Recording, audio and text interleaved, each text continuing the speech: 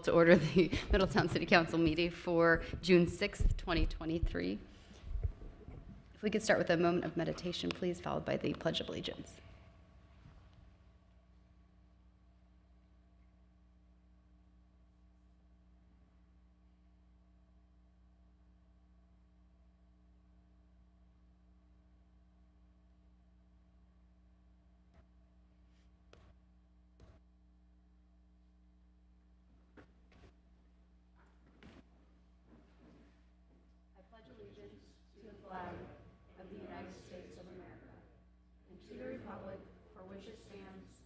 One nation, under God, indivisible, with liberty and justice for all. Ms. Gank, will you please call the roll? Here. Here. Mr. Moon. Here. Mr. Muterspaw. Here. Mayor Condrey. Here. We'll start with citizen comments this evening. We have received two of them. One is from Jeff Payne, one is from Pamela Schaefer, and we'll have you come on up to the dais, state your name and address for the record, and we'll love to hear from you for 4 minutes. So, Mr. Payne, if you want to come up.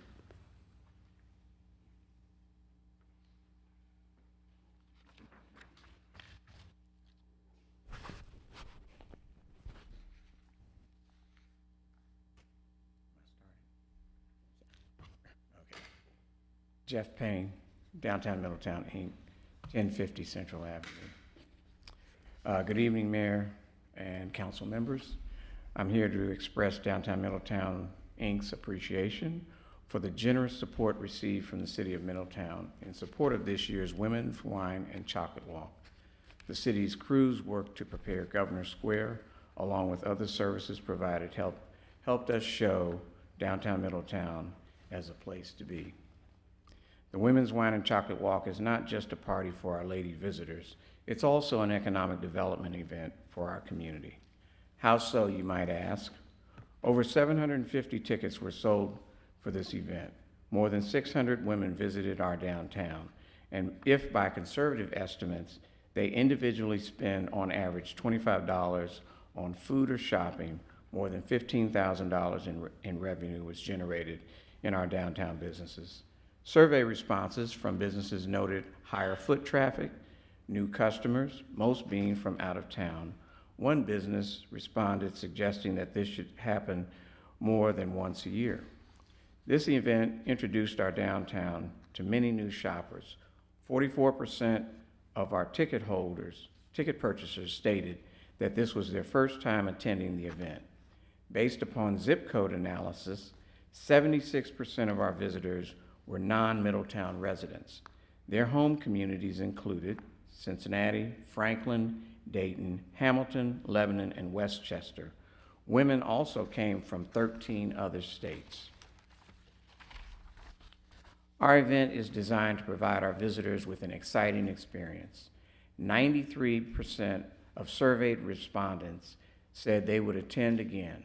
We have found that over the years, this event helps to generate new customers and reaffirm the loyalty of repeat customers. Women Wine and Chocolate Walk is an important fundraiser for DMI because the funds raised are used to help pay for our many civic events that are free and open to the public. These are First Fridays, Pride Day, Thunderfest Cruise In, Dog Day Downtown, Hocus Pocus, and Small Business Saturday. Every year, these civic events attract thousands of people to our downtown. Finally, I want to thank our many volunteers, some of whom are sitting on this dais. Without your support and the many others, none of this would be possible. In order to host this event, we had over 75 volunteers participate on Saturday, May 20th. Our volunteers on Women, Wine, and Chocolate Walk a Day alone contributed over 450 volunteer hours. The value of these volunteer hours is more than $13,680. Again, thank you to the City of Middletown for your support. And I see you all got your little goodie bag as well. So, thank you. Thank you, Jeff. Thank you for everyone in DMI who put all that time and effort in, and all their volunteers as well. Good work. Next up, we have Pamela Schaefer.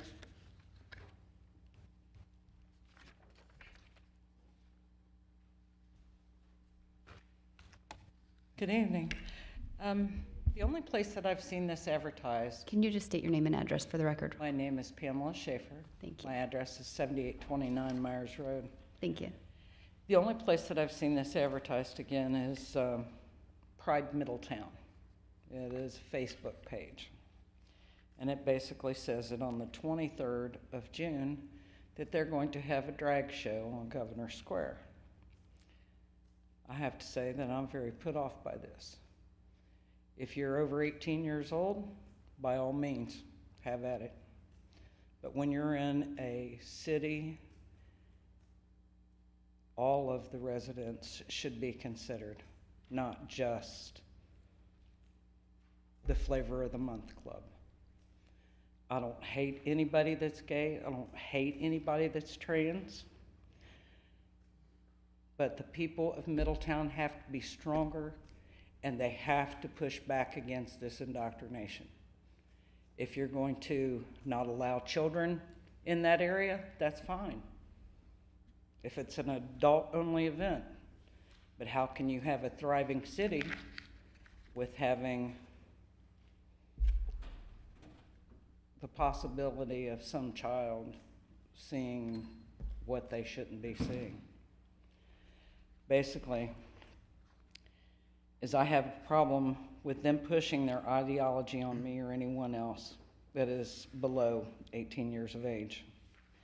We look for city officials to protect the bonds of family and not to allow the indoctrination of children.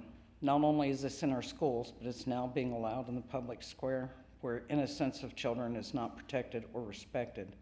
It's 100% indoctrination.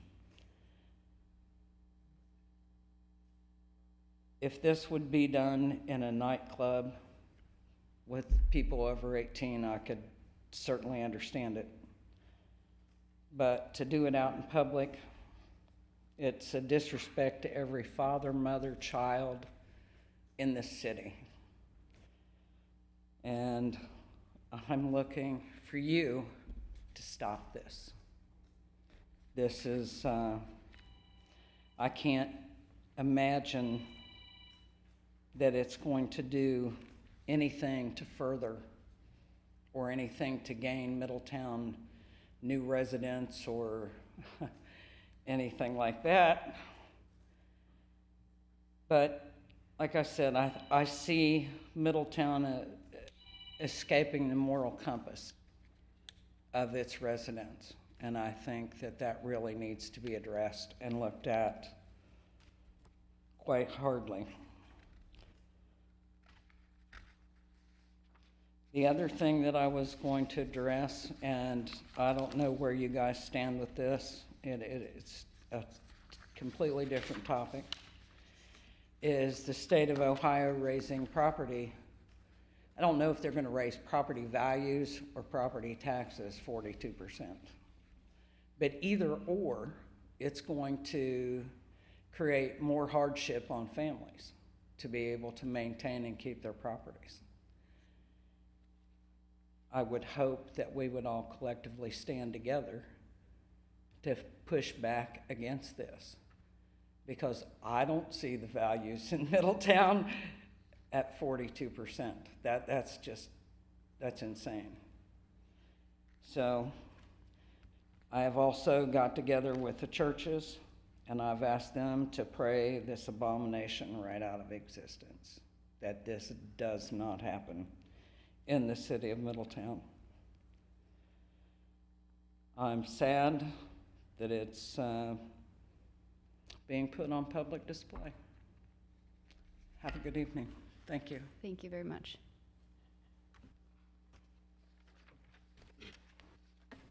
That brings us to council comments. We'll start with Mr. Muterspaw. Thank you, Mayor. Thanks to Jeff Payne for coming out and the great events you guys have put on. It's fantastic. And what you guys do for Middletown. I know my family does a lot of them, so thank you so much for doing that for Nehemiah and Jeff. Also, we've done some like town hall meetings type things in the past. Mayfield has reached out and wants to do something similar. So we'll do that coming up. Group in Mayfield. But if anybody wants any of the council, just email council and somebody will show up for you every time. successful. Mine on Troy. On now.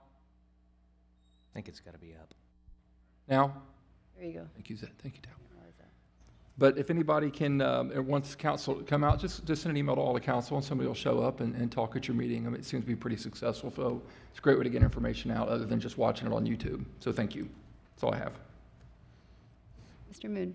Yes. I will also thank Jeff for the goodie bag, women's wine and chocolate. I spent 4 hours in the basement of the Pendleton. It was a great time. And I would echo some anecdotal conversations that I had that, pouring wine and serving, you talk to all the ladies and the folks that come through, and so many of them were from out of town. So that's a great way to show off downtown. And then hopped in my car, went to get carry-out from Bandanas, sat at the bar to wait on my carry-out, and there were 6 people sitting at the high tops, including myself, and 5 others were folks from the Wine and Chocolate Festival that were from out of town that were sitting there. So just, again, some anecdotal information that this is good for our businesses and good for our community.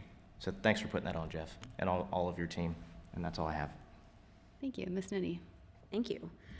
Thank you for the goodie bag, Jeff. I'll echo those sentiments, and also say that I'm looking forward to the Hops in the Hangar event coming up. That's your other big signature event that brings in a lot of people from outside of Middletown to come in here and enjoy what we've got to offer.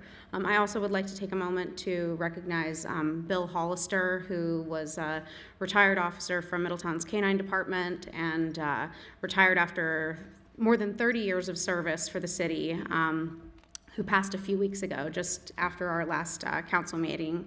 But he made a major impact on the canine program here and had a very positive impact on many of the officers who came up behind him. I heard a lot of stories about him in the weeks passing. And I just would like to thank Bill and his family for their longtime dedication to the city. That's all I have. Thank you. Mr. Farrell. Yeah, so to everyone's point, I probably asked, at the Women's Wine and Chocolate Walk, I probably asked 20 people where they were all from. Not one person said Middletown, so I thought that was pretty exciting. So that's my first thing. Second off, ma'am, to your point, as far as the increased property taxes, I know that I, myself, and all of council have definitely tried to fight back on that. That's a little bit above our pay grade as far as that goes, political-wise. And from what I've seen, I know that some senators, state senators, legislators are trying to get that number moved down to somewhere around 25%, which I still don't think is a win in my mind, but they're trying. Now, as far as a city receives a small portion of what those property taxes are, the largest majority generally goes to the schools. However, on our end, I think it would be cool to do something potentially as far as using some of those funds to directly go to the parks or do something that goes directly back to our citizens. I was actually going to bring that up in new business, but I think now that you brought that up, but I think that the portion of money we receive for that should go directly back to the citizens in my mind. So maybe going forward, I know we might know that number towards the end of the year of what we might get, but I think that that's what I would like to see it being used for. So that's all I have. Thanks. Thank you. I have just 2 things. First of all, thank you to everyone involved in the Memorial Day parade and the ceremony afterwards at Woodside. We had over 400 entries into the parade, which was the largest in Middletown's history, and I believe we're hearing the largest in the state of Ohio. So it was really amazing. It felt like every citizen almost was in the parade. So I was kind of laughing at Woodside that at some point we'll need to recruit people to come sit on the sidelines of our parade because we'll all be in it. So, but it seemed like there were a lot of people on the streets as well. So thank you to everyone.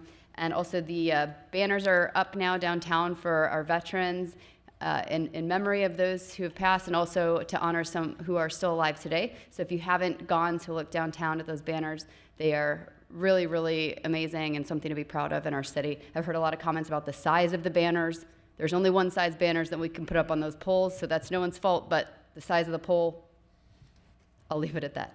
And I also want to give an update on the advertisements that have been thrown around town on people's sidewalks and whatnot. The legal department did officially send a cease and desist letter to the company distributing them.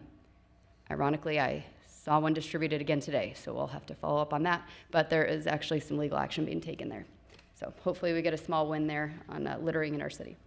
And that's all I have this evening, which brings us to city manager reports. Mr. Lawley. Thank you, Mayor. Check. There we go. Now I am. Mr. Yoder is running a little bit late. I don't know if he was caught up in traffic, but he'll be here shortly. So I told him I'd speak slow,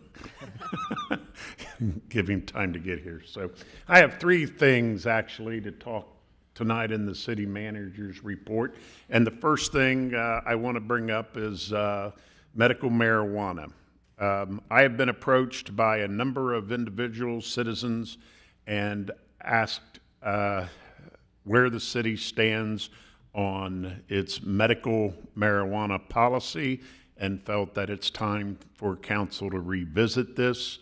I believe it was 2019 we put the moratorium into legislation, but some individuals think it's time for Middletown to maybe rescind that. So what I agreed to do was to bring it back up for discussion tonight and see where council stands on this. And my purpose of this is to see where council stands on this before I put a lot of staff time into this, before I put a lot of our legal team time in developing legislation and see where we need to go.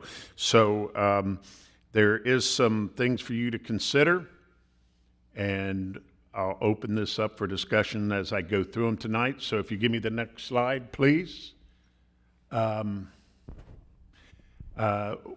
thing we would need to discuss is the three parts of it, the dispensary, the cultivation, and the processing.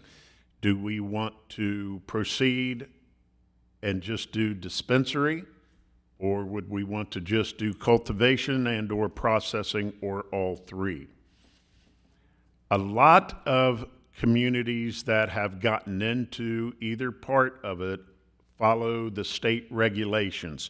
A lot of communities, what I'm finding, don't have specific regulations that deal with the aspects of selling the medical marijuana, because a lot of those are controlled by state regulations and their sub-regulations. So where it comes into play a lot with our communities is where to allow.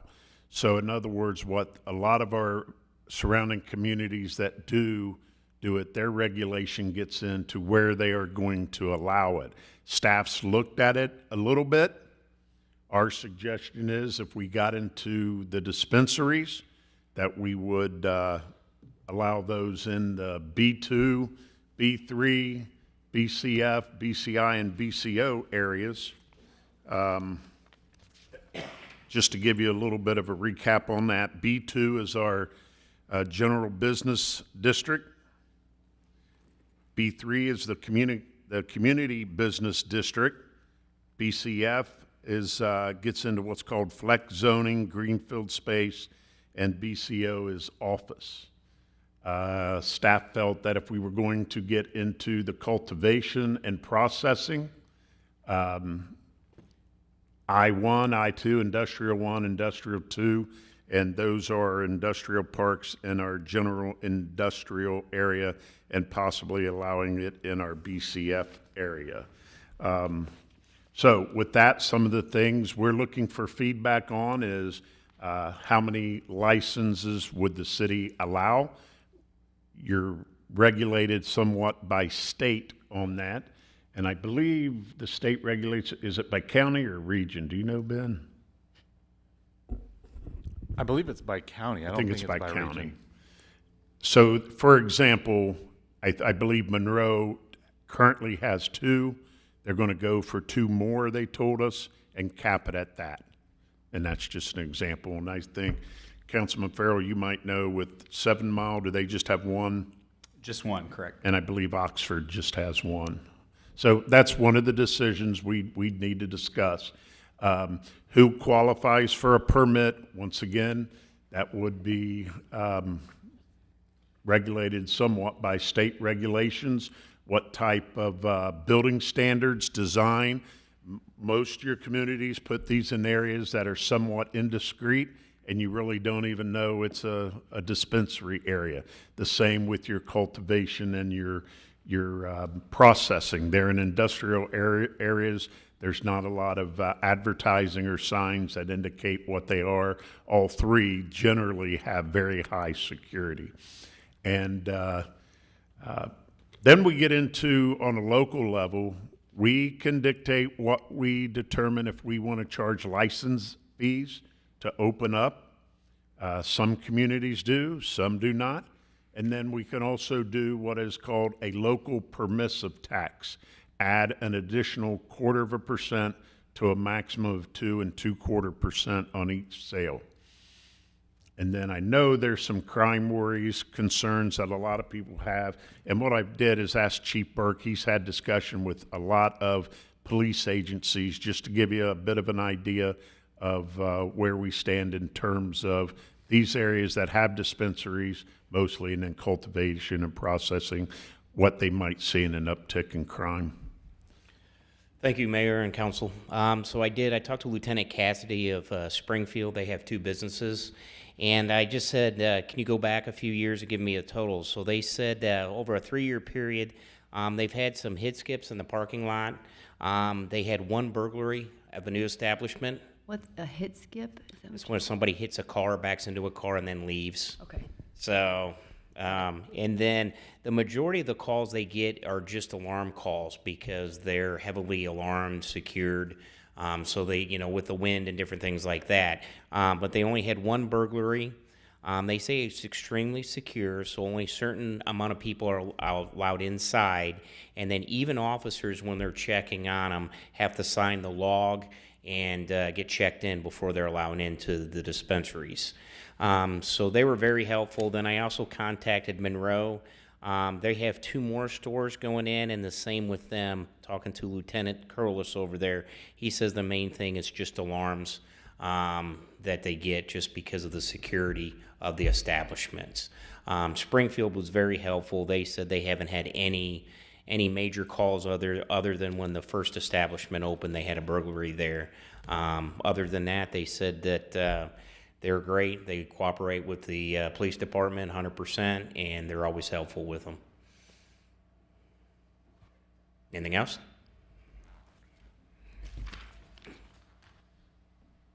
Thank you, Chief.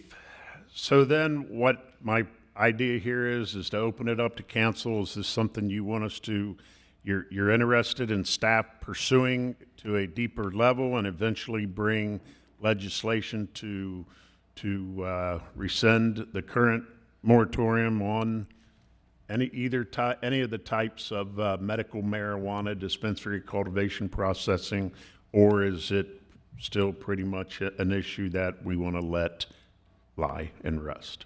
I will say this, one thing that staff has kind of tossed around is there are a lot of people in Middletown who have a medical marijuana card, a lot. And what they're doing is they are going to these area communities, getting their medical marijuana and coming back to Middletown. And that's something we hear over and over again from a lot of the residents who are interested in Middletown having legislation that supports a dispensary and then cultivation in the process. And just because they're not buying it here doesn't mean they can't be legally using it in Middletown. So we've got people who are using it legally with their cards here. Correct. Yes. Yeah. And that was my point. They go, they get it in other communities, and they come back here and use it here. And what is, for the local permissive tax, what is a reasonable amount So there? I mean, with that's a the pretty local wide range. permissive What is tax- everybody else doing? It's my understanding from a meeting we had with some individuals, not Monroe, that Monroe does not charge a local permissive tax, but Councilman Farrell, you have some information for 7 Mile, I believe, does, and we know Oxford does. So, not to speak for anyone, but in talking to them, sort of what they did was they opened up, I don't think they had a local permissive tax, and said company came back and said, hey, if we put in a drive-through, would you be interested? And I think they came in front of city council, and council was kind of like torn, and then they offered them and said, hey, if we were to give you a larger tax off of what we're making, Would you be interested in that then? I don't think they ended up doing it. I think they do charge a local permissive tax now. I'm not sure what that number is. But a part of, to your point, is if you don't want to charge a larger tax, you can, Ben, I mean, you know more of the law than I do, but in talking to other people, you can charge a larger yearly fee for it, for example. So you can make it through the permissive tax, you can make it through the fee. Because I think in learning about this, one thing Like is an annual registration fee? essentially, The Right. license fee. yeah, yeah. But they would have to pay every year. Correct. Yeah, and then I think you can also charge them another smaller fee throughout the year. Once again, not an attorney, but that, from what I understand, that's kind of, each place, I think, kind of charges whatever they want, from what I understand. I also, it seems like in Monroe, they started out sort of a little timid and have opened things up and allowed more dispensaries, or is that wrong? Did they set a number at the beginning and say, we're only gonna have 4, or have they increased that number? I don't believe so. I think they've played it by ear as it gone along and seen the first one was successful, recently opened up a second one, and have plans to do 2 more, but hold it at 4. They did put a moratorium in place 30 After the 4, right? 30 days ago, yeah. Yeah.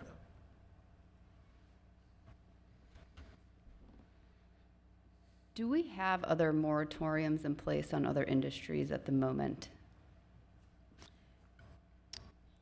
Moratoriums on it. The only thing I mean, that I'm aware of is in the downtown district, we have a moratorium on any medical, not health, any medical businesses opening up. Right, okay. That's the only one I'm familiar with. That's the only as one I'm well. familiar with. That's the only one. And then the only other thing would be like in our different zonings, you can't do this in a particular zone. Sure, yeah. Stuff like that. And my apologies for being late, if it was already covered. Originally, the way in which a lot of these come in is through a moratorium, but the actual zoning code has been updated since to prohibit explicitly all 3 use categories of medical marijuana within the city of Middletown. So that's what the current code says. It's not a moratorium.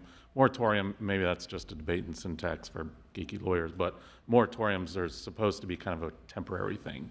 This is nothing more than, hey, we don't allow this use in this district, period. You all can change that if you want, but a moratorium typically signifies something that's temporary in nature, whereas we actually amended our zoning code to say we don't allow any of those in any of our use districts. Okay. So we started with a moratorium, Correct. then we went to legislation in 2019 that said no. And I think just the vernacular has stayed the same of, hey, it's a moratorium. It's really not. It's a zoning regulation, just like everywhere else. And I think we codified that elsewhere as well, with its own freestanding section outside of the zoning code to say, we don't allow this anywhere. Can I clarify? I want to confirm, we're intending that the building standards would be discrete, not indiscreet, right? Yeah, it's supposed to be discreet. Yeah. Okay, I just want to Thank you. make sure I'm not, at this point, this topic has become obviously very different than it was 5 years ago and 5 years before that, and it's become more culturally accepted, whether it's legally accepted on a national level and still being, narcotic. From what I understand, at this point, people are calling in medical marijuana cards. It's really become more of a money grab industry in the state of Ohio because it's not legal. And as such, really, if anyone essentially can get a medical marijuana card, and people are using marijuana as is, I would prefer that our citizens are able to get it from, a regulated source instead of, somewhere on the street that we don't know where it's coming from. And so, in my mind, this would make it more accessible to those in our community who want to use this substance, and I'm not opposed to looking into options for it. I also think we've kind of shot ourselves in the foot a little bit economically on it, because at some point, I do believe it will become legal. I don't think that train is I don't think it's going to stop, but I don't want to be the ones who miss out on economic opportunities either. I think even the cultivation and processing is done in very clean looking buildings. It has a lot of money behind it. And I'm here for the business in Middletown, because when the business comes in, we can do a lot more with our city too. So I don't want to be naive to that that aspect. And I think we do have a lot of people, to Ms. Nitty's point, who are using it in our city, and they're using it in a healthy manner. And so I'm definitely not opposed to looking into options. Paul, I would recommend, first of all, we were all taught in the 70s and 80s this was the gateway drug, and we all know there's no empirical evidence of that. Pharmaceuticals and trauma are the gateway drugs, and we know that. So the one thing is the mayor's right. I mean, a lot of people use it now, but if you have your medical card, I think Zach had brought it up, who are we to tell people you have to go to Monroe to get your medicine, which is the pharmacy is what it is. I know the ones you have to be 21 to enter, show driver's license and all that, but since this is a hot topic, I would just strongly recommend a public hearing. Let the community decide what they want, if they want us to pursue it. Anytime you have hot topics, like a few years ago when we had a manager that wanted to shut the jail down, we had to open up to community and let them come speak. So I think that's important because there's a lot of people who still subscribe to that old school theory that it's a dangerous thing that's going to cause problems. And I think what the chief just mentioned is what we already all knew. There's no crime associated with dispensaries or cultivation centers. There's just not. They just don't let anybody in. It doesn't work like that. And the crime that the chief discussed, the hit skips and everything else, we get those at Kroger and Walmart and Myers every day. It's not the facility, it's the people driving. So it's just my 2 cents. I agree. Yeah, I think that given all the questions that we've got here and the answers that we can come up to, how many licenses, who can have a permit, all of these things can help us to put some regulations and some safeguards in place that we're getting businesses that are on the up and up and businesses that are going to contribute in a positive way to the city. So I'd be interested in continuing to have those conversations about what does it look like. But again, to echo the mayor, I think that we're maybe missing out on an opportunity if we don't at least open up to the idea of allowing this in a regulated way. From a logistics perspective, this kind of reminds me of Tobacco 21 going on with licensing and whatnot. Just from an actual implementation perspective, I want to make sure we maybe have the two programs somewhat aligned in that from staff's perspective, things wouldn't take that much more time and energy. So if there was a way to incorporate the two, not that they have to have the same regulations and licensing, but there may be a way to kind of weave these together. Sorry, Mr. Farrell, go ahead. Oh, I was just going to say, for me, I think to Tal's point or your point, I don't want to go in and put 10 of these in, right? I think we would start small. I think it was even your point, 1 or 2. I don't think any more than 2. But in the research that I've done, you can charge basically application fees. So it's not, so you can get one-time monies up front as a city to send to our general fund that we can use on the infrastructure that I know Middletown all needs the help. And then you get the reoccurring fees. I think on a low end between income tax, the permissive tax, different fees you can charge on a yearly basis. I know other communities are making $50,000 a year minimum off of some of these shops. So He's looking at job creation and payroll. yeah, it's job creation. I mean, the mayor of 7 Mile told me, for example, at a minimum, there's 4 people in the shop at all times, and then you have the security guards. So you're creating multiple jobs at a time. You're also bringing people from other cities into Middletown that hopefully are going to spend other monies here. I think the important part too, and I think this is something we cover all the time, but where does it go? What does it look like? I think that's important too. But I also think of the income tax and all the different monies we can bring in. We have other problems in Middletown, and from Chief Burke's opinion in other cities, this really isn't causing a problem here, but it can help fix and save problems in other parts of the city. And I think these are the things we have to be creative. We have to reinvent ourselves. We can't live off the 1970s and 80s of Middletown. So how can we use this to reinvent our city to kind of help it be safer and run better, in my mind? I guess my thought would be, it looks like there's support on council for reviewing it. I would agree with Zach that I would rather walk before I run and, start with 1, if that's the way we're going to go. I know Milford has a 1 dispensary policy down there. And then I guess on the zoning, I'd be a little nervous about some of those business districts because they abut right against residential districts, whereas... No, we want to make sure that does not, there's also some state regulations that concern how close they can be to residents. Look where Monroe's are. Yeah, that's a good, I only know the one, I Yeah. guess I only know the one, on Cincinnati Dayton, Strawberry Fields, and Yeah. that's not even, the other, I know the newest one's going on there. Bill said out toward the interstate is where they put it. I haven't seen it. And none of these would be allowed downtown because we have the medical legislation, no medical businesses downtown, so. But to that point in that location, obviously I don't know any facts, and this is just hearsay, right? But how many people are going there that might stop at Clubhouse to have lunch or dinner, on a daily basis, and how it supports businesses around it like that? Yep. I like Clubhouse.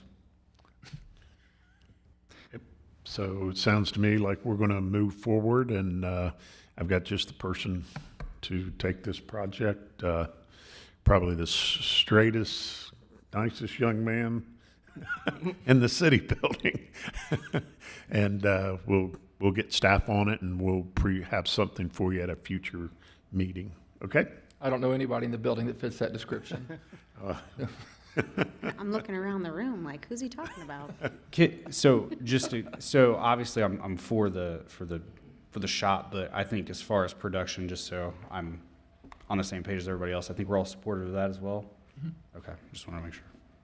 As long as it's indoor. Yep. Yeah. Okay. Next on the agenda is to discuss holiday hoopla. And council, before we bring any legislation to you on financial support for holiday hoopla, we want to present to you the terms we are offering to hoopla and receive your approval to proceed and bring this to the next council meeting and legislation. So to start off with, I'm going to talk about the purchase price. So unfortunately, we received a late call about 5:15 this afternoon that $246,202 to be paid by the city is not the number they felt they were asking for. They feel the number is north of that to the tune of about $175,000 north of that, or somewhere around $375,000.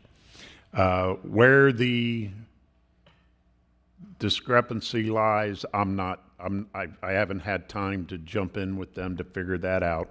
It's somewhere between past debt and or some chiller costs. But after several meetings with them, these are the numbers that we felt were the concrete numbers.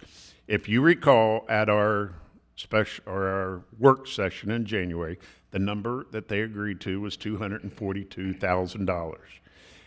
Why it's $246,000 is we did not take into account some freight cost transporting it here from Pennsylvania. So this figure is to include all the equipment and lighting fixtures, outstanding equipment, refrigeration, and pump system. So it's just I'm going to have to get direction from you on that. I will admit it just seems like every time we've sat down, every meeting, the numbers have changed.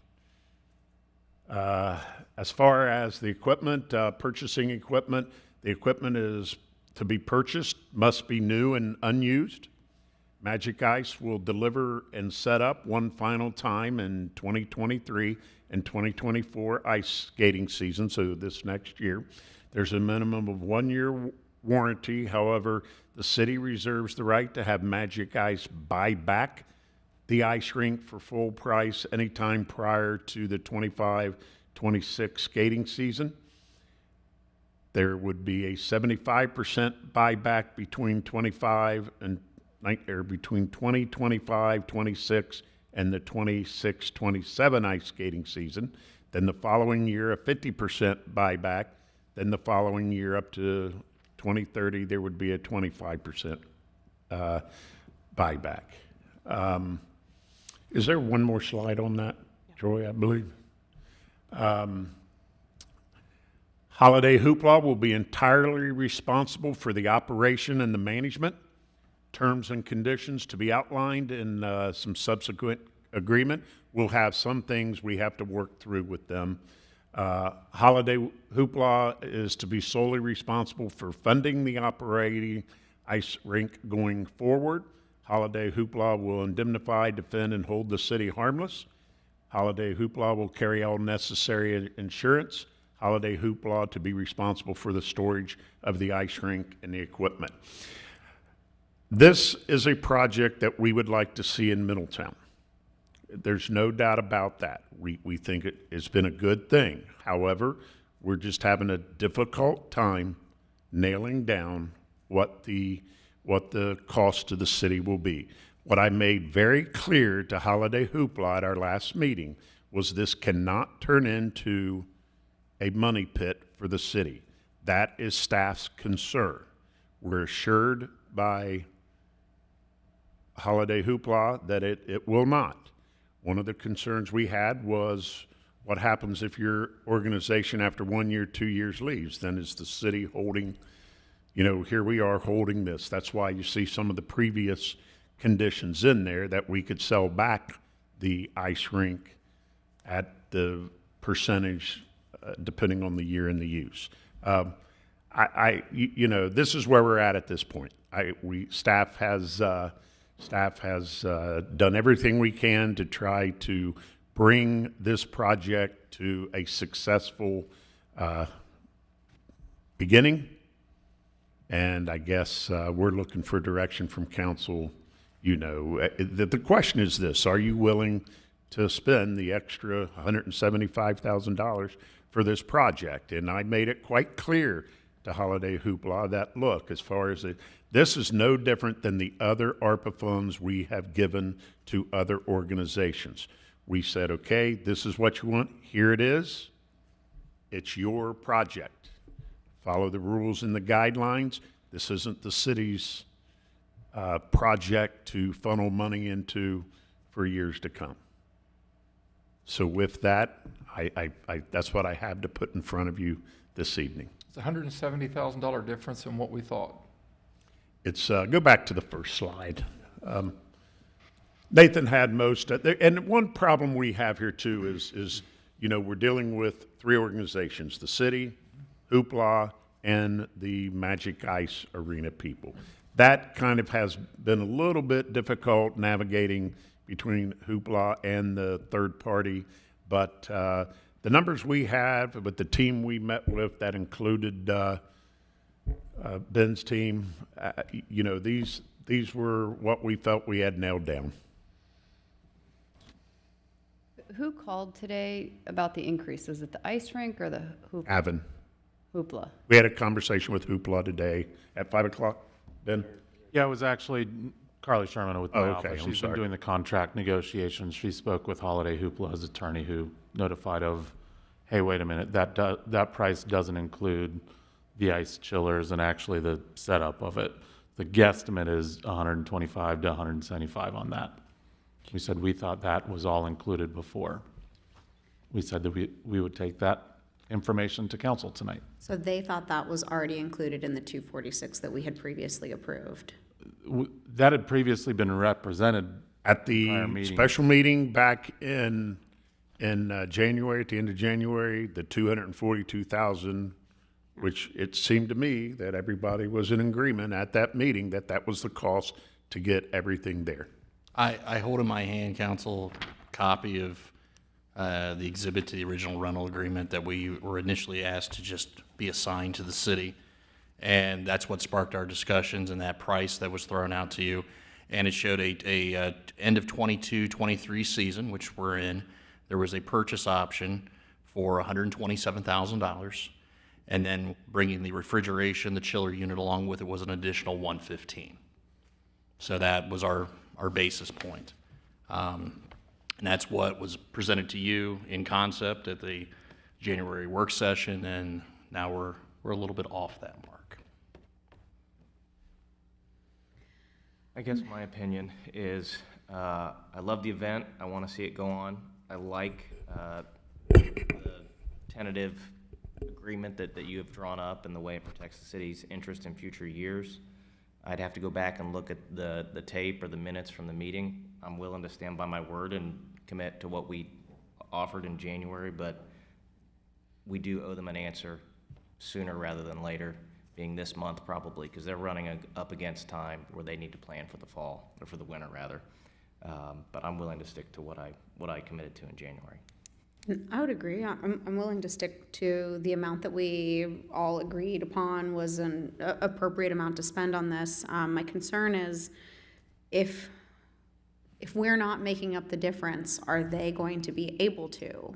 Is that a no-go for them? That's a And good I guess we don't have question. that answer I mean, without them they'd present, certainly but- have to do fundraising to cover that, just as they are going to have to do fundraising to make sure we get this, this to be used as a roller skating piece of equipment all year round. Or, well, I guess not in the winter, but in the warmer months.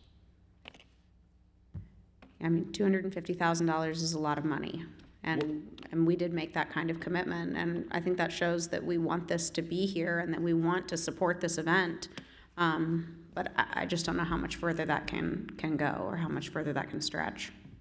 What's the cost of the ice rink specifically if we had to end up selling it back to them? What are we paying for the ice rink? Right, because that dollar amount Is that, includes a lot more than just the rink. Right. Yeah. I thought And we the rink is the only included, thing did we we have buyback include clause on. include that in your Yeah. packet? Maybe it is there, sorry. I don't I think we did. Ice rink equipment, is that the line item?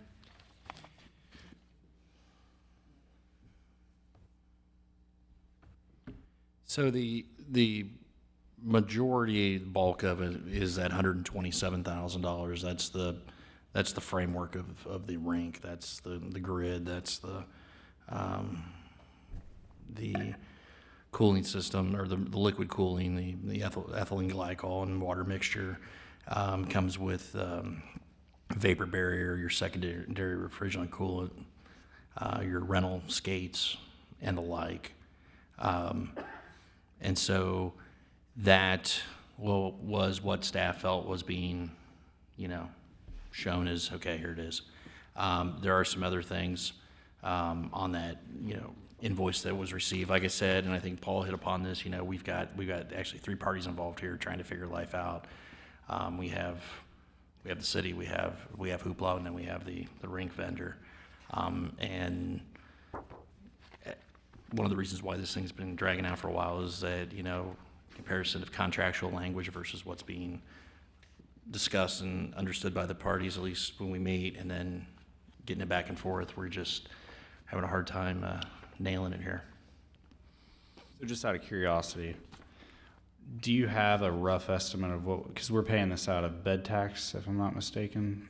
I think we'll have to pay, if it's council's druthers to do that. I think in January, we had a hotel motel tax fund. Our 249 fund could cover it, give or take a few $1,000s. That may still be the case. We may have to pull from another related fund, but. So We technically. don't have a bunch of money sitting in that fund. No, because we still fund events that have been funded in the past from the bed tax. We continue to give money towards those events. We can't even technically fund it out of the fund that we were using. Yeah, okay, yeah. Can we get a full breakdown of that fund and what it's been used for this year Yes, ma'am. and the past years? Just because we have had major changes, and I've had a lot of questions about that, and I was gonna bring it up in new business, but I thought I'd. So if I do the math here, the 75% buyback would mean we would only get back $131,000. Wait, that's not even true. Yeah, this is 127 for the. 127. Sorry, I pulled the wrong number. We would get back $95,000. That's at the 75% dollar amount. That's almost. Well, I think for me, I don't mean to sound negative, but if it's gonna fold, it's probably gonna fold in the first couple of years after this versus long-term, would be my guess. I don't know for sure, but, I don't know. But I guess my point being is like, we would at least for the next couple of years be covered from the full basis of that number. However, that's not the full number of the 246,202. And I think even the organization would hope, I mean, just in conversations, they would hope that they could get to a point where they're more sustainable in Yeah. future years if they don't have this Right. hanging over them, that they could find themselves in a position to be successful. So, I've heard quite a few rumblings of diminished support to hoopla moving forward, and I'm having a bit of concern about that. I wish that we had letters of intent and support from the sponsors. I don't know what their level of support is moving forward. I have low confidence in the ability of the nonprofit to run this in a fiscally sound manner that's going to result in its long-term successful management. I feel like every time we turn around, the numbers change, as you've said. I haven't been able to get direct information from them as far as expenditures and many different aspects. And so my confidence isn't there in the future of this. I want this to go on in our city in perpetuum. I think it's amazing. It's a really cool event, and I've heard only positive things.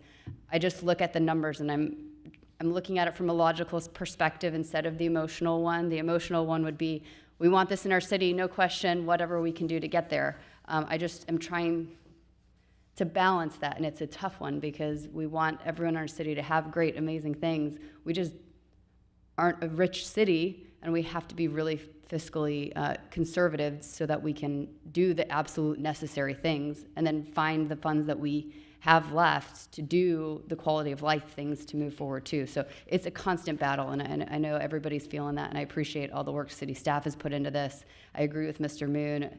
We got to do something or get off the pot here on this one in a timely manner. So the fact that raised up since you even sent this is just there's too many red flags. It just something keeps changing all the time.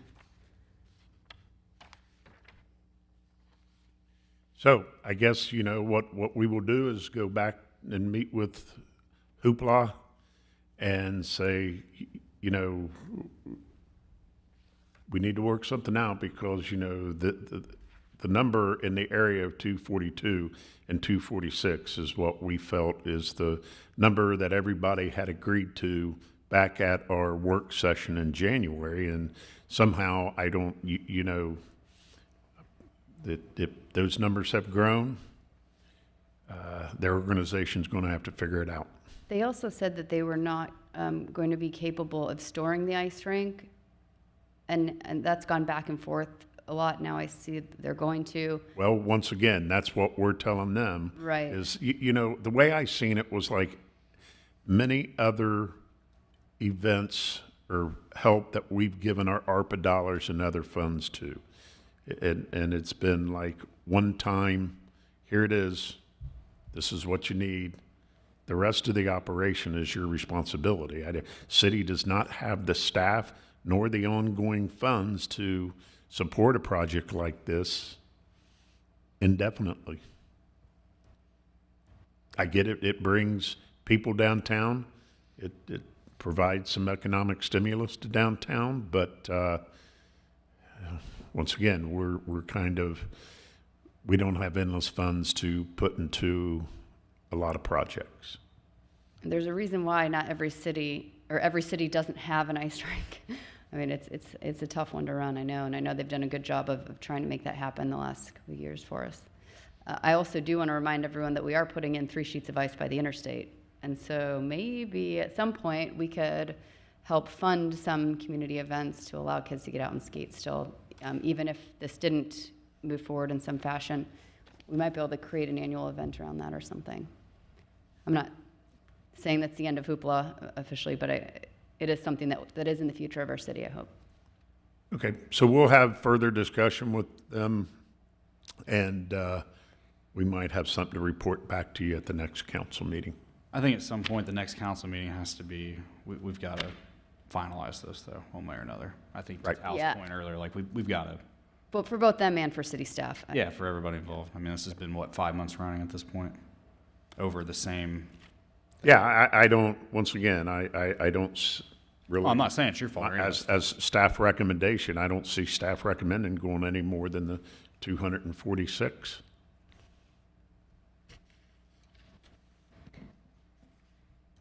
Okay. All right, thank you. Thank you. Next on the agenda for city manager's report is talk about the parks a little bit. The reason for this is on your legislation last meeting and on legislation for tonight is some determination on spending some of the capital improvement money towards improvements in the parks. And so I kind of want to give a little bit of an update. I know at last council meeting I said I'd have a list of priorities for the park, so I want to go over that a little bit tonight. I just want to emphasize that from the parks master plan, there was the list that came out that are immediate needs, basic improvements, and some aspirations that we wanted to do in the parks. And I just wanted to real quickly review those and let you know what the plan is going forward. I wanted the list as far as what parks and to be a little bit more extensive tonight, but I'll tell you this, myself and 2 staff members spent the last 3 weeks going around to a lot of the city parks, looking at this, itemizing things, making a list, and seeing what we need to do. And it's been a little bit more of a daunting challenge than I realized. So I don't have a complete plan or list for you tonight, but actually I can tell you the direction we're going in. So with the immediate needs are some of the things that we need to do to make the parks look good and look safe, like taking care of rusted, unusable furnishing, structures that are leaky or otherwise problematic, fixing up the play equipment, removing hazards, repairing deteriorating, malfunctioning utility infrastructure, and doing a detailed inventory of what the current sports courts and fields are there and what we need to do to improve them, make them better, or make them different. The next slide Hey, talks Paul, about... when it comes to the sewer parts and pieces, is that something that can be covered under the sewer fund, or do we need to use park funding for that? Wait a minute, say that again. If you go back one, it talks okay. about the utility infrastructure. It could, yeah, it could be used possibly in our... Water and sewer. possibly in those funds. I'll have to get with Scott and Nathan. Scott here? I just know that stuff can be very pricey, and I feel like it would eat very quickly into our park. Yeah, and we're looking, and I think the reason for that is, we have limited capital improvement money. So wherever we know there's some areas such as the CDBG funds that we can use, as I'll talk about in a second, for Oakland Park. And we will look into the utility infrastructure if there is storm.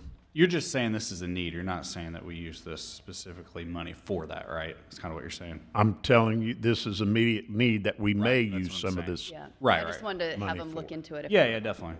And this came right from the Parks Master Plan. Yes, It yes. was already approved by Yeah, council. these are the highlights of the park master plan. And then the final slide on this, these are the oh, okay, I'm sorry, we didn't go over this one yet.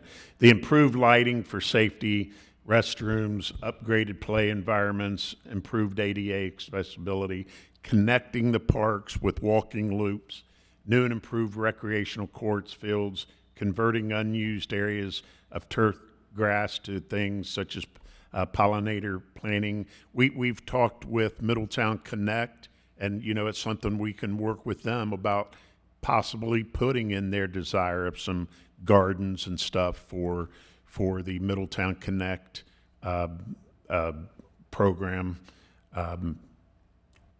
Reduce maintenance, stormwater management, other things such as signage, lighting, furnishings, public art.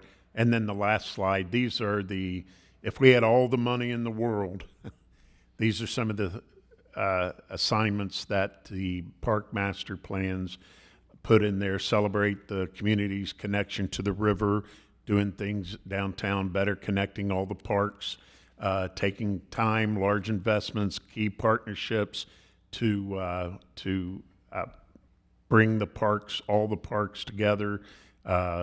Hopefully the downtown area and the riverfront will strengthen the central business district and get people involved in the parks to improve our community and provide health mobility options for residents.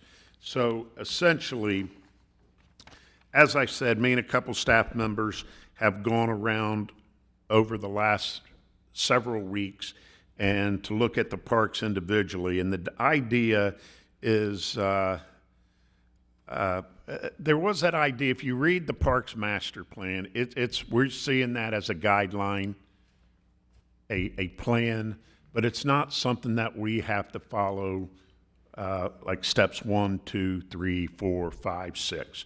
We know that one of the big things that people want was better restrooms in our parks. And that started with Smith Park primarily, and that's one of the first projects we're working on, and that's the legislation in front of you tonight. But that doesn't mean we're not doing things at other parks. There was the idea that we would do a little bit in every park and kind of piecemeal things together. After going out, looking at the parks, myself and a couple of the staff members in development services decided that we need to look at that from this aspect. We want to take, and they're already working on the first park, take Oakland Park and redo it. And then we can sit back and say, look, Middletown, this is what our parks need to look like. This is what our parks are going to look like. But simultaneously, we'll fix other things at parks that need immediate care. Like we know in several parks, we have park benches that are just horrible. We have graffiti written all over the concrete, over the benches, picnic tables. We will work immediately on fixing those up simultaneously. And then from Oakland Park, we'll sit down with the park board and discuss, what do you guys think? Where should we go next? Is it Damon Park? Is it Sherman Park? And go park by park to show Middletown, these are what your park should look like. So while I don't have an itemized list for you that we're going from this park to this park to this park tonight, like I thought I was going to be able to, I need to spend more time in the parks. You know, we didn't have the money, so our parks, you know, faltered for years. And now we're in a position where we can start fixing them up. It's not going to happen overnight, but that is our plan. So that is why, like tonight, we're looking at, and one of the things we had, you know, we want to release that $2 million so we can begin this. Anything that's over, you know, $25,000, we'll have to bring to you and say, we want to do this at a park and this is what the cost is. So that's why you have that in front of you tonight with the bathrooms at Smith Park. And the bathrooms at Smith Park are probably one of the most important things that we can do right away. We hold major events in this city. People come to this city because of Smith Park. It's our anchor park, and they want good restroom facilities. You don't know how many people I've heard say, I threw my kids in the car and took them to a restaurant on Verity Parkway to go to the bathroom. We've got to fix that immediately. So that's why that's before you tonight. Any questions? I do understand the economic impact of the restrooms at Smith Park. I know we have visitors who are, it's going to pay for itself, I think, through a visitor spend alone. Plus, it's an advertising piece to us. We've got a lot of visitors from out of town who come, and that's what they see. And if that is what sells them on buying a home in Middletown or bringing their business to Middletown, I see that as definitely a useful expense. So, I've said it before, I'll say it again tonight. I would encourage staff and Parks Board and us to just be mindful to not just shop out of the catalog for playground equipment, that let's be a little bit creative. Like there's communities around us that are doing amazing things, and we don't have to buy the $1 million playground, but let's look a little bit outside of the box. So I hope absolutely. I hope we do that. We will. We absolutely will, and we will involve the park board in this process. But I will tell you, the park board was involved in the master planning process, and you know, staff is ready to go with this. We'll involve the park board to give them the big picture and at a staff level, we will get the things done on a day-to-day basis. I'm just curious, because I know as far as delegating the $2 million this year, I know it's going to be tough to even probably get all that spent this year. Let's say in a perfect world we had enough money and we did $2 million every year. How many years would it even take to get these parks to where they need to be? Well, the Parks Master Plan said 10 years, so I'd say it'd probably be Well, every bit of 10 years. That was I'm 10 not- years Scott at may how be many able to million a answer year, that. though? I think it was more than 2 for 10 years. Well, that was probably pre-COVID too, Yeah. before lack of jobs. So Yeah. let's call it 15. So See you in 20. right. So Yeah. I mean, it's Well, not- to get to but- the but no, aspiration part, it was I'm 30 agreeing years. with you. You know, we can go around and do all these little things to all these little parks, but let's do one by one, concentrate and make them destinations. And that's our idea. We want to like take that care of things we needed. Look, we need to get into the parks and get park benches that are nice, get the graffiti taken off the concrete, off the benches. That can be done right away. Make them And the feel hope safe. is to have Oakland Park done when? What's that? When would we be hoping to have Oakland Park completed? Oh, If that's our. that's going to be the our- major. So I would hope we can get it done by the end of the year, but that might Okay. be a push. That's aspirational. It might be a push, yeah. A lot of it determined like the weather, and then you put stuff, you know what slows you down a lot, and Scott, Supply of all correct me if those I'm pro- wrong. products. When you and get around to products. putting stuff out to bid and all that, that slows you down. I'm just curious. I can't remember off the top of my head. Did we approve Wi-Fi to Oakland Park? No, Okay. no. I think the bathrooms at Smith Park are a no-brainer. I'm glad you guys did that, because even the soccer tournaments, nobody will use those bathrooms because they're horrible. So you're right, people go to McDonald's or they come here to the city building and use this one downstairs to go to the bathroom. So I'm so glad you guys are doing that, and hopefully the lighting's good there as well in the new one. I think that's one of the best investments we've made since I've been Yeah. on council personally. We have 2 major events coming up there with Balloon Challenge and the fireworks. I know we won't have it done by then, will we? But No. just to know that it's, Scott's laughing, I know. But just to know it's getting done is a good feeling. I mean, it really is. But the good thing is for those events, we have the portable, Yeah. Paul, while this is under construction, are we gonna have those portable restrooms set up there to use in the absence? Sorry, Scott. While he's walking up, I'd like to make a plug that we have a place in the restrooms to put maybe a permanent QR code for Middletown events that are coming up and help like advertise our city. Yes, the intent is to use at least one of the portable restrooms, and the way it was laid out in the bid, they have to do the bathrooms separately, so the one has to stay open while they're working on the other. Okay. That'll certainly help. Yes. Yeah. That's awesome. Good. Can't wait to use one. Leaving at the parade, your granddaughters are like, "Gotta use the bathroom." I'm like, let's get out of here. Let's go somewhere else. Yeah. So, okay, that's all I have for this evening. Thank you. Thank you. That brings us to the consent agenda. Ms. Gank, will you please present that for us? For your consideration this evening, we have the approval of the city council minutes from April the 4th, 2023. To receive and file the following board and commission minutes: the library board meeting minutes of the special meeting of February the 15th, the regular meeting minutes of February 15th, March 15th, and April 19th, 2023, the civil service meeting minutes of April 20th and May the 12th, 2023, to receive and file oaths of office for Nathan Brandenburg, Dylan Cole, Sage McMonaco, Matthew Smith, and Joseph Ryan Stafford. To confirm the termination of Joseph Ryan Stafford. To authorize the city manager to enter into a professional services contract with Burns and McDonnell for the survey and design of the Lisa Lane, Dix Road, and Fisher Avenue water main replacement in an amount not to exceed $79,000. And to approve a contract with Connected Solutions Group for in-car computer systems for 5 vehicles for the Division of Police in the amount of $27,185.50. I would like to move that the matters listed under the consent agenda be considered routine and enacted by one motion and one vote of consent. Second? Ms. Gank, will you please call the roll? Ms. Nenny? Yes. Mr. Moon?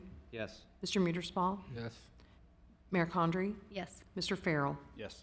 That brings us to legislation. Sure. Thank you, Council. So you've got 12 items on the legislative agenda tonight. 3 are proposed for passage as either first or second reading emergencies. So before we get started, I'd just request a motion of council to waive the charter provisions pertaining to second reading requirements and the effective dates on emergency legislation. I would like to move that ordinance number O 2023-44, resolution number R 2023-18, and resolution number R 2023-19 be considered emergency measures, read one time only, and to waive the charter provisions for 2 readings and 30 And I'm days. sorry, I might have been off on that. So the specific items on that, some are second reading emergencies that will be presented as seconds the next time.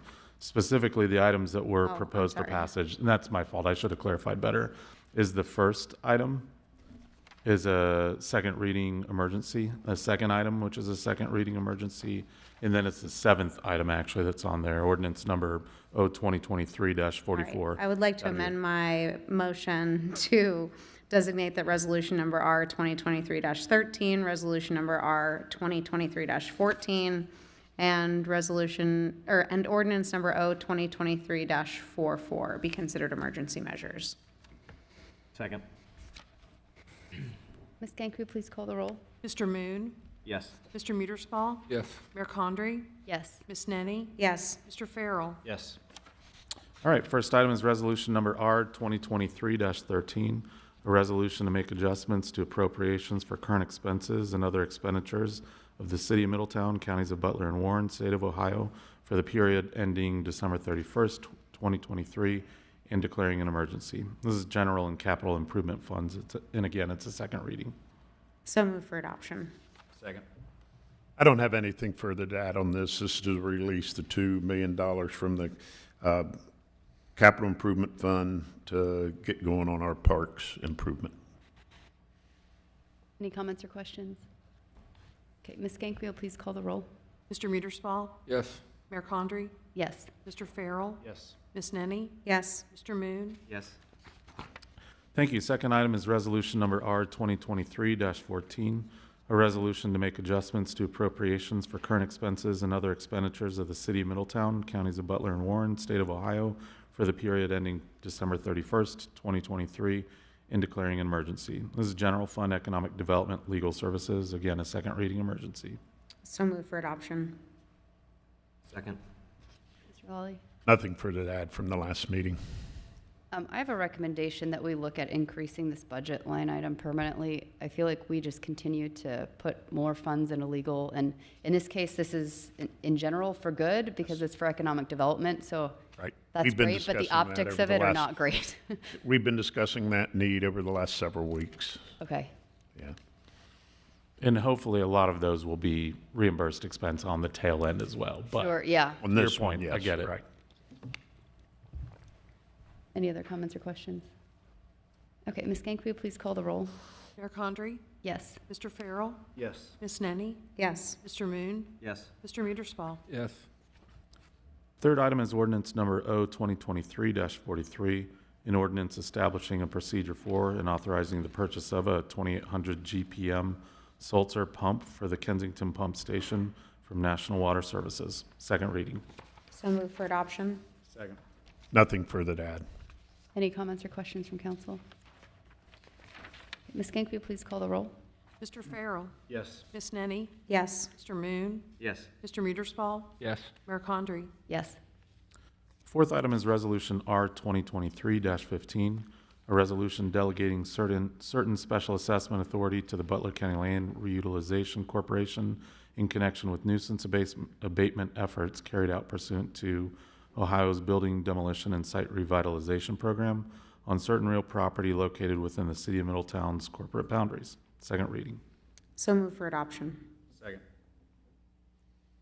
Mr. Lawley? Council, I want to make sure we understand this one completely, and that's that the land bank is only getting the authority to assess the cost for the demolition of specific properties that were demolished in 2022 as part of our ODOD grant program. The houses are already down. and the work is already completed. They can't do anything else without our approval going forward. They can just assess the cost of the properties that we ask to be demoed. With that said, it's from here out, it's a determination that we try to save as many of the properties as possible. However, we do identify houses that just aren't savable. I'll tell you one recently within the last 66 months that we did save, and that was the old KFC building at 1402 First Avenue. First Avenue.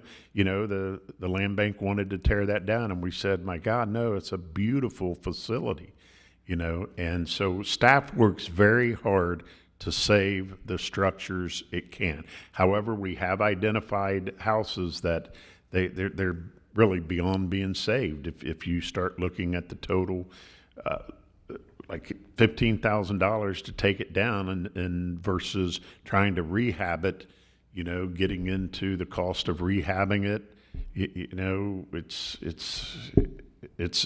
tough. And there's a few houses, like for example on Baltimore, you can stand on one side, the south side of the house, and you can look through it and see down half the block. So, and those, we only tear down those houses that the building officials deem are unsavable.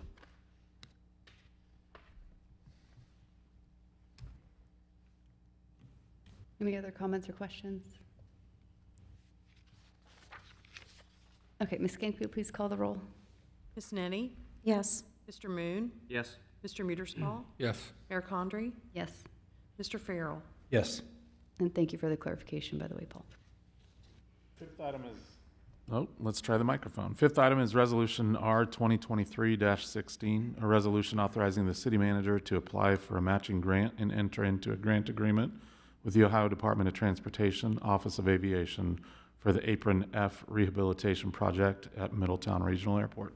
Second reading. So move for adoption. Second. This is the grant to authorize the city manager to apply for the ODOT grant for $159,000 for Apron F rehabilitation. The city's share of this will be $11,200. Any comments or questions from council? Ms. Skank, will you please call the roll? Mr. Moon? Yes. Mr. Muederspaw? Yes. Mayor Condrey? Yes. Ms. Nenny? Yes. Mr. Moon? Yes. Sixth item is Resolution Number R 2023-17, a resolution to make adjustments to appropriations for current expenses and other expenditures of the city of Middletown, counties of Butler and Warren, state of Ohio, for the period ending December 31st, 2023. This is American Rescue Plan Act of 2021 fund, and it's a second reading. So moved for adoption. Second. This is to authorize the appropriation of the $250,000 ARPA funds that you released at the special meeting in January, and this is for the Economic Development Small Business Grant Program. And I believe our Economic Development Department said that the 30 days to enactment period, as soon as that is over, that's when these grants will become active. That is correct, Yeah. right? So 30 days from today-ish. Yes. And I believe we'll actually be putting out a blurb. I think we'll actually be accepting applications here before the effective date, knowing that each one of these agreements still has to come before council at a later time once the money's appropriated. So my understanding, talking to staff, is there might be a rollout, I think, early next week. Okay. Thank you. Any other comments or questions on this one? Okay, Ms. Skank, will you please call the roll? Mr. Muederspaw? Yes. Mayor Condrey? Yes. Mr. Farrell? Yes. Ms. Nenny? Yes. Mr. Moon? Yes. Seventh item is ordinance number O 2023-44, an ordinance establishing a procedure for and authorizing a contract with Benchmark Land Management LLC to replace a section of the stormwater sewer pipe at Jackson Lane in Burbank Avenue and declaring an emergency. This is a first reading emergency. So moved for adoption. Second. This is emergency storm sewer repair at Jackson Lane in Burbank to replace 120 feet of storm sewer that has deteriorated and collapsed. Do we have a contract for emergency sewer repairs, or how did we determine to use Benchmark? I don't suppose this will help with the flooding in that neighborhood, will it? Yeah. I'm sure it can't hurt. 100 new feet of stormwater? No, I guess to answer your question, no, we don't have a, excuse me, a contract for just emergency repairs. It seems like we have a lot of Yeah, I mean, emergency it's- sewer repairs. Is that something that, Something we can look at. Yeah. We've worked with Benchmark recently on other projects, and they're very excuse me, very responsive. So that's why they sort of got picked for this one. sure, it just seems kind of No, I a little bit of lack of transparency without a, but just a thought. Okay. Okay, thank you. Yeah, thank Good you. question. So that whole neighborhood continues to obviously flood in their backyards. Is there anything that we can do? I mean, You're obviously- talking about more downstream? Yeah. Excuse me, from there. Well, I mean, I realize it was built on a creek, right? So like, Right. probably not the best. Yeah, I mean, really this pipe encloses the creek. So, but you're referring more downstream, or where specifically with? Well, so if you go all the houses on Jackson that back up to, let's say, Lamberton, Okay, I mean, I get emails constantly about when am I the only one? Does this sound familiar to anybody else? we can How the look, backyard, Yeah, we get them. You own a property. yeah. No, I do not. like where the apartments are? Don't even start. The backyards continue to just like water just sits in the backyards there. And I know I've been copied on multiple emails where people have emailed in. I mean, it's not been recently because it hasn't rained, right? But like last year. I was thinking more like in the Lacey Court Yeah. area. There are some issues there that we're looking into. Okay. This won't fix that problem. Yeah, I know. Right. I know. It just brought to mind. I didn't know if we had. Okay, cool. Yes, all right. Thanks. Right, any other comments or questions? Okay, Ms. Gamke, please call the roll. Mayor Condrey? Yes. Mr. Farrell? Yes. Ms. Nenny? Yes. Mr. Moon? Yes. Mr. Muederspaw? Yes. The eighth item is resolution number R 2023-18, a resolution authorizing a supplemental appropriation from the general fund for the closing on the acquisition of certain real property consisting of approximately 29.56 acres located at the southeast corner of Union Road and State Route 122, authorizing an agreement with Grand Communities LLC in connection therewith and declaring an emergency. No actions requested on this till the June 20th meeting. Mr. Lawley? I'm going to have Nathan I'm out of breath. He's going to warn me out. The legislation before you, Mayor, members of council, does a couple things. It memorializes your authorization for the city manager to proceed to closing on the property, the 30 plus or minus acres there at Union and 122. It also authorizes the entering into this put option agreement. And as explained in the staff report, it's one of those things, staff's asking just for $500,000 and we'll bring it right back, so to speak. But what I mean is that we entered into a purchase agreement earlier or last year at a particular price. During our due diligence period, we identified and negotiated with the land seller that there was about 3.9 acres that was undevelopable, was already encumbered, and should be netted out of the transaction. The property seller has agreed in principle to that. We actually had a meeting with their attorneys today, and that's reflected in the agreement before you tonight. So it's going to be a three-way transaction. Not to overcomplicate things, of course, but for business and probably tax reasons and otherwise, the city would proceed to purchase all of the land in question that was originally contracted for at the negotiated price. Concurrent to that closing, then a third-party related entity to the land seller would then purchase back from the city that 3.9 acres for that $550,000. This supplemental appropriation is incredibly temporary in nature because the check will be cut, or so to speak, at closing, and then we will get a corresponding check to be deposited back into the general fund. But this allows the city not to borrow that extra $500,000 as part of the note borrowing that's occurring on the 19th of this month. It'll save us the interest and borrowing costs. Do we know what they plan to do with the land and if it'll impact the project? What I can say is the property seller's intent, at least was expressed to staff today, was that looks like to combine it as a buffer area for the existing Renaissance development and actually establish a conservation easement over it to ensure that wooded area and ravine area stay untouched. Question for you, and this is sort of related. I remember Yes, sir. a few meetings back, you said that as far as all the numbers that were coming in, they were coming in lower, like by millions as far as the money we're going to have to put in out there, including the TIF. Does that sound familiar? What had come in under was our RFP process for engineering design for the civil. We had budgeted a walking around number of a very low seven-figure amount, and it looks like we're going to be probably in the $600,000 range by the time it's all said and done. Okay. Is there any way we can use that? And I'm just shooting out ideas, but can you use that and say said money here towards fire stations?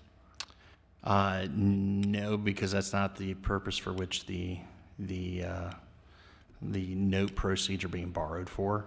That, though, I think segues into the discussion that the city manager is discussed internally with getting guidance ultimately from council here, and I believe that fire station discussions is, I think, appropriate probably for the first meeting in July, just based on the timing of. Well, I think we'll have some more. I don't want to misspeak, but we'll have some more refined estimates as our construction documents continue to be refined by our design team. Okay. Thank you. All right, moving on. Ninth item is resolution number R 2023-19, a resolution consenting to an enterprise zone real property tax exemption pursuant to Ohio Revised Code Section 5709.911B, authorizing the delivery of such consent to the Department of Taxation Equalization and the Butler County Auditor and declaring an emergency. Again, no action until the June 20th meeting. Mr. Lawley. You did so well, Nathan. I'm going to let you continue. All right, we're on a roll. Mayor, members of council, before you is legislation that has been requested by Nuss Properties. They are a developer of two spec buildings in the Green Tree Industrial Park, just south of the close facility there on County Line Road. And just to give you perspective here, this predates actually my tenure as well. Back in, I believe it was 2020 or 2021, the city awarded an enterprise zone abatement or exemption to the project in question. Unfortunately, the property was already subject to a TIF exemption that was granted by the Tax Commissioner's Office in 2014. And so we have a situation where we have two competing exemptions. Under Ohio Revised Code 5709.911, there is a provision there that allows the municipal corporation in this case to designate to the state tax commissioner's office which exemption should take priority over another competing exemption. In our executed enterprise zone agreement from several years ago, it does stipulate that the city would take all reasonable actions to make sure that the enterprise zone exemption was properly filed, fulfilled, and the like. And so we have a property owner that late in May got a final determination letter from the Department of Taxation stating that they were unable to grant the exemption because there is this legacy exemption, this TIF exemption out there. They were provided a 45-day cure period to petition the legislative authority, you fine folks, to decide whether or not it was your druthers to place that enterprise zone exemption in first exemption lien status, or whatever you want to call it, over the predecessor TIF exemption. And so that is what's in front of you tonight. Is their intent to move forward with the spec buildings then? They're already completed. Oh, they're complete? Yes. Man, time flies. Now, what you will find is that the way this legislation is written is that we are you would be communicating to the state tax commissioner's office that the enterprise zone exemption is first priority in comparison to the TIF exemption unless it is revoked or becomes null and void. The entity in question has still yet to qualify under the minimum requirements for that abatement to kick in, and they have until, I believe it's the end of the year, for those job and payroll creation numbers to fully trigger the annual exemption, the abatement. If not, the way this is written is that if that were to go away, the TIF exemptions would still remain in place.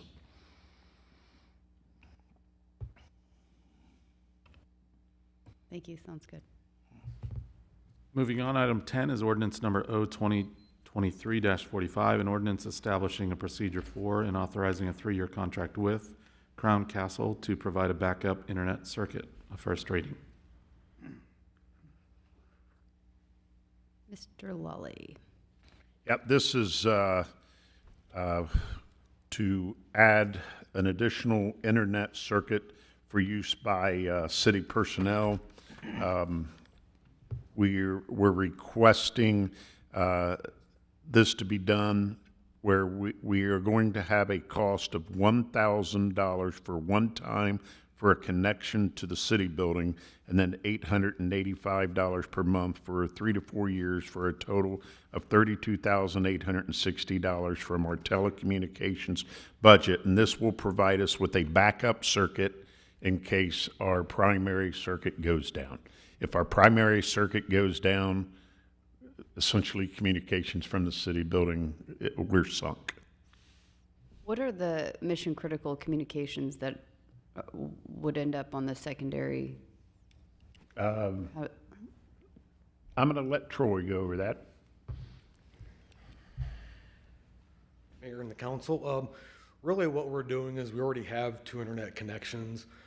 One is primarily used for public safety. This is the one that we're looking to upgrade for future things. We know the fire stations are coming, additional competition for these circuits. It's very difficult to get vendors in a small market to give you cost-effective circuitry. So the reason we brought this before you is this cost is barely, it's less than half of the cost to go to our current carriers. So if we were to go to an Alta Fiber, we're going to go to an AT&T to upgrade this circuit, it's almost double what we would pay on this circuit alone. The other thing this allows us is to bring another carrier into the city building. As part of this, Crown Castle has agreed to waive the build fees. So they're going to connect their fiber network to the city building at cost to them. And then we will just pay the one-time $1,000 connect fee and then get the additional circuit. Excuse me. Once the new fire stations, the headquarters gets built first, the intent would be to locate this circuit at fire headquarters to give us redundant connectivity out if either building were to go down. It's not reliant on the other one for those communications, since we will be setting up an EOC for communications. So all types of internet needs access, email, things of that nature would be able to survive a disaster and at least give us capabilities at each site. Troy, I don't know this area all that well. You say this is a fiber, would be fiber? Yes, it is a fiber connection. Do we have any other fiber in the city building? We have a lot. So, I mean, we have Alta Fiber bring circuits in currently. SWOCA is our current internet So they can all work provider. together. Yeah, well, the goal of this is to have a provider that we're not working with. And the reason being is, you know, we have a circuit with Alta Fiber, we have internet with SWOCA, but SWOCA is on Alta Fiber's network to deliver those services. So we're really looking for a disparate carrier that is really only servicing us, and that we would be their primary focus to get that back up, not one of 50,000 customers in a large outage, if that makes sense. So.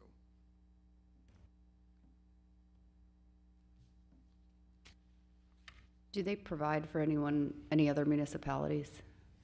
They do. I could certainly get a list. I do not have that currently, but they have a really good. I just haven't heard of them. Correct, because they're not a public. You don't buy your internet monthly through Crown Castle. They are a fiber. They're a commercial fiber carrier. They would sell to businesses.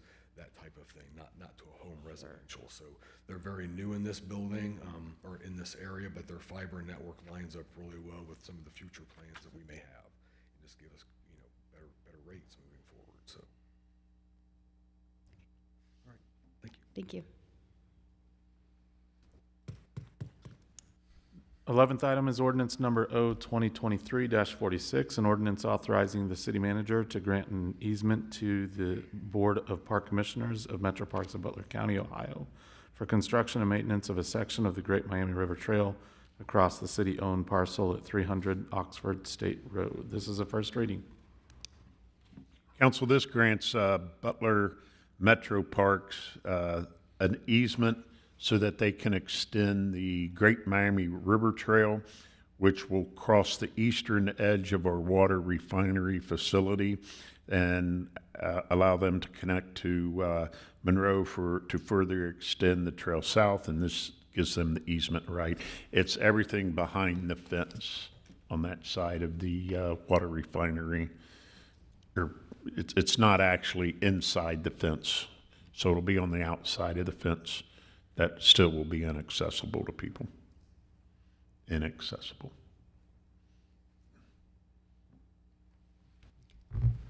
That's good. Thank you. All right. 12th and final item is ordinance number O-2023-47, an ordinance authorizing the amendment of a contract with Cartograph Systems LLC for the purchase of asset management software. This is a first reading. Council, this is an amendment to the current contract we have with Cartograph for assessment management software.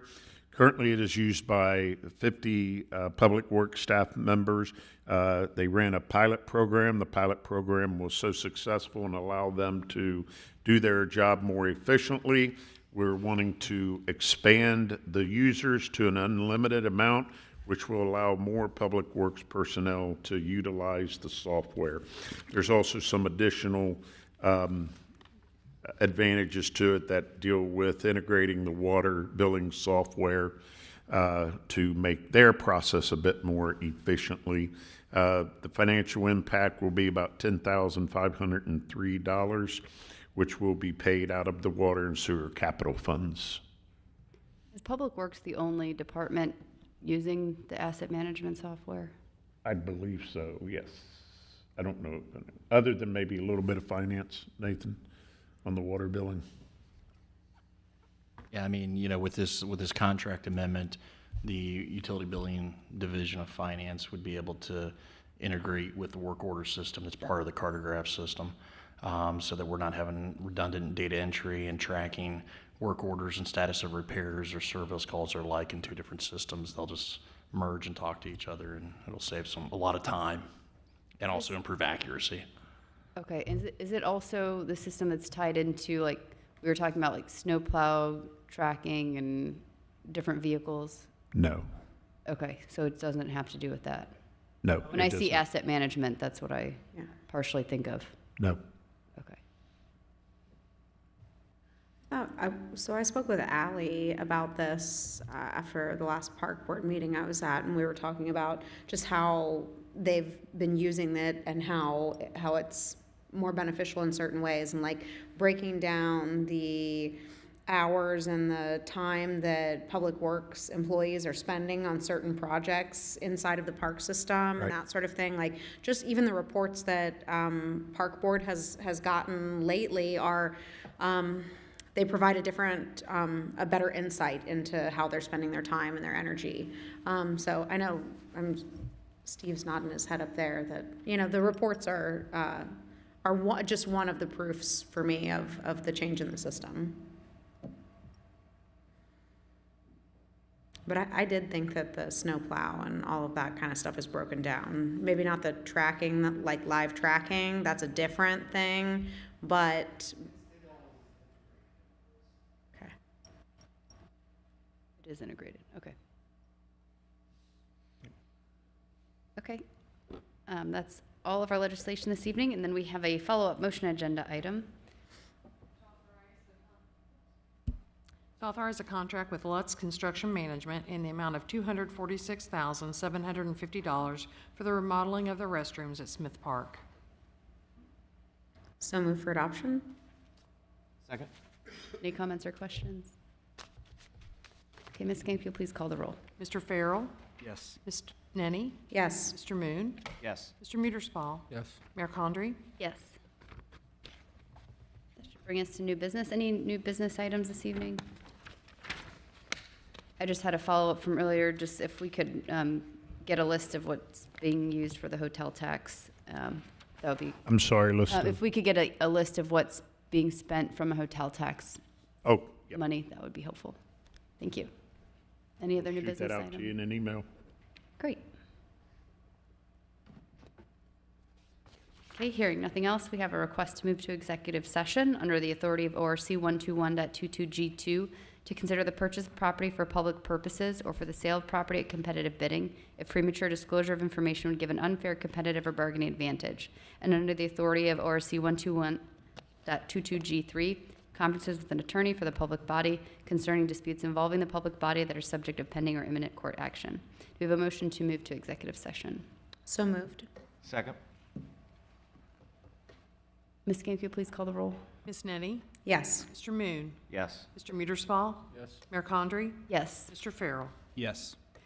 And I don't believe we have any reason to return to open session for any voting purposes, so those in the audience wishing to write articles can be dismissed. Mr. McCrabb. Okay, we'll return to open session then at the end just to close it out. Oh, the next meeting, sorry, while I have you here. Next meeting will be June 20th. So until then, blue skies over Middletown.